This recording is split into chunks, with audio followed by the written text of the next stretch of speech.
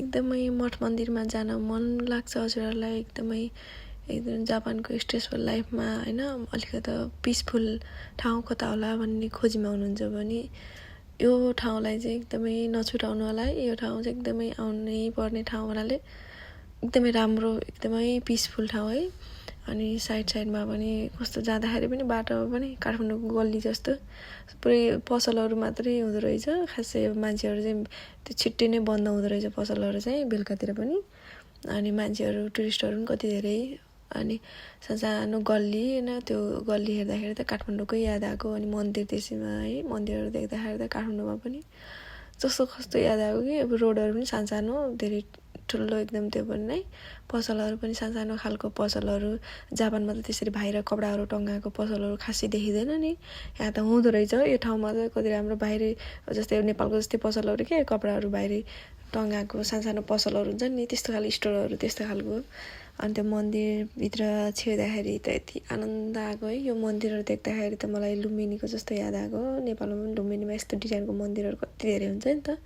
अनि यता मन्दिरमा भित्र छिर्नुभन्दा अगाडि चाहिँ हात धोएर चाहिँ अलिकति सफा भएर होइन अनि के भन्छ अरे जानुपर्ने। अनि यो चलन चाहिँ कस्तो नेपालको जस्तै लागेको अब होइन। हामीले पनि पूजापाठ गर्दा मन्दिरमा जाँदाखेरि चाहिँ है सफा सुग्घर भएर जाने है। यहाँ पनि अब जहाँ पनि है एउटै त हो, भगवान्लाई पूजा गर्दाखेरि अलिकति नि उस्तै खालको चलन के जस्तो जे ठाउँको मान्छे जस्तो भए पनि होइन भगवान्लाई मान्ने चाहिँ एउटै किसिमको आस्था चाहिँ हुन्छ नि, एकै किसिमको हुने कि सबैको।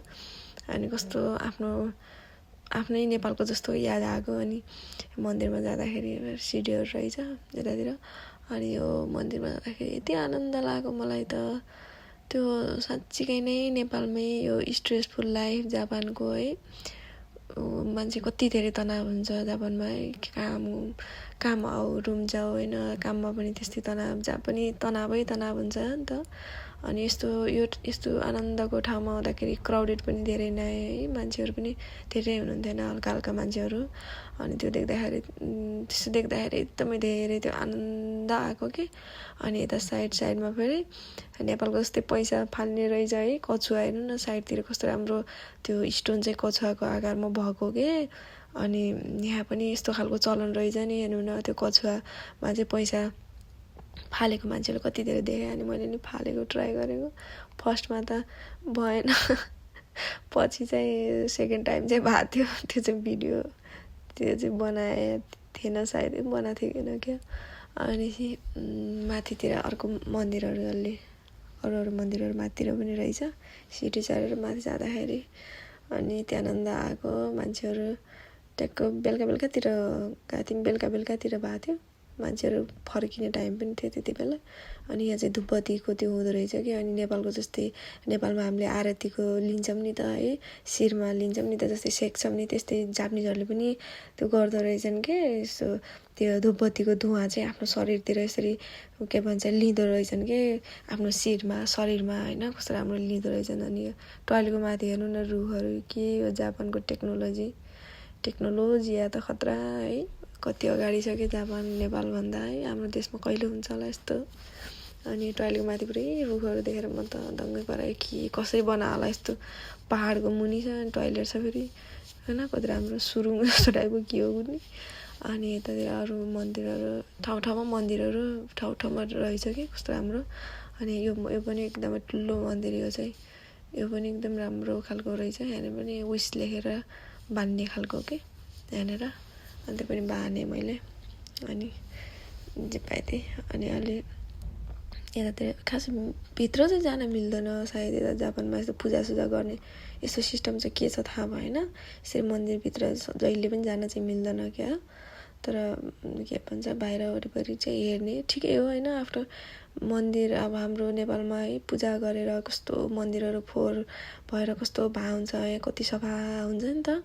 यो पनि एकदम राम्रो होइन। हामीले अब हाम्रो पूजा गर्ने अब शैली त्यस्तै हो कि के हो है, एकदमै फोहोर हुन्छ नि त मन्दिरहरू।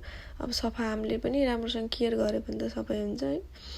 यता साइडतिर चाहिँ यस्तो राम्रो यो हरियाली देख्दाखेरि त नेपालकै झल्को आउने, नेपालकै याद दिलाउने होइन। मलाई त यति आनन्द भएको, मलाई त नाच्नै मन लागेर म त दौडेर हल्का कस्तो यो अब उमेरले त अब दिल बचपन हे उमेर के हो भने जस्तो टाइपको है। कस्तो त्यस्तो ठाउँमा आउँदाखेरि त आनन्द लाग्ने कि सारा दुःख होइन, कस्तो स्ट्रेसहरू सबै भुल्ने टाइपको। अनि यहाँबाट पनि कति मन्दिर कति राम्रो देखिँदो रहेछ, पोखरी टाइपको। अनि लास्टै यो मन्दिर चाहिँ कस्तो राम्रो देखिँदो रहेछ यो ठाउँबाट। अनि यता यस्तो राम्रो जङ्गल पनि कति सफा होइन। नेपालमा हाम्रो नेपालमा त जङ्गलमा यहाँ पनि कति सफा गरे हुन् के। यो हेर्नु झार जङ्गल भन्ने कुरा त कहीँ छैन हौ। त्यो सबै क्लियर छ, त्यो मान्छेले आर्टिफिसियल बनाएको होला जस्तो छ क्या। पुरै बनाउनु त अब सफा चाहिँ मान्छेले नै गर्ने भयो कि बनाइ जङ्गलै यो मान्छेले नै बनाएको जस्तो खालको छ, खै के पो। अनि एकदमै राम्रो यता साइड घुम्ने यताउता कस्तो राम्रो पोखरीहरू होइन, कस्तो राम्रो थियो के। मलाई एकदमै सिजन चाहिँ यति धेरै राम्रो है, किरै थियो, यति धेरै किरै थियो। मलाई त यति मन लागेको यो पानी होइन, यो देख्दाखेरि मलाई त यो ठाउँबाट हुन्छ नि नजाम जस्तो भएको। यति आनन्द आउने, साँच्चीकै मनलाई यति आनन्द आउने ठाउँ हो कि कुरै छोडिदिनु होइन। अनि के भन्छ अरे माछा, यस्तो राम्रो माछा रहेछ। मैले भिडियो बनाइदिएको माछा देखेर पुरै। यता साइडतिर एउटा कछुवा टुक्रुक गरेर ढुङ्गामा बसेर त्यो गरेको। अनि घाम चाहिँ खासै लागेको थिएन, हल्का बादल गरेको थियो। अनि यो चाहिँ लाली गुराँस के पो हो गाइस, यो चाहिँ लाली गुराँस जस्तो लाग्यो मलाई। अनि हेर्नु न यति राम्रो ठाउँ छ, साँच्चीकै मनलाई हुन्छ नि 2-4 घन्टाको लागि चाहिँ आफूलाई हुन्छ नि आनन्द पार्नु छ। आफ्नो स्ट्रेस 2-4 घन्टाको लागि भए पनि स्ट्रेसदेखि मुक्त हुनु छ भने यो ठाउँमा चाहिँ एकदमै जानु होला। नारितासानमा चाहिँ एकदमै राम्रो, यो ठाउँ चाहिँ एकदमै बेस्ट ठाउँ है गाइजहरू। हजुरहरू पनि जान सक्नुहुन्छ यो ठाउँमा चाहिँ। लास्ट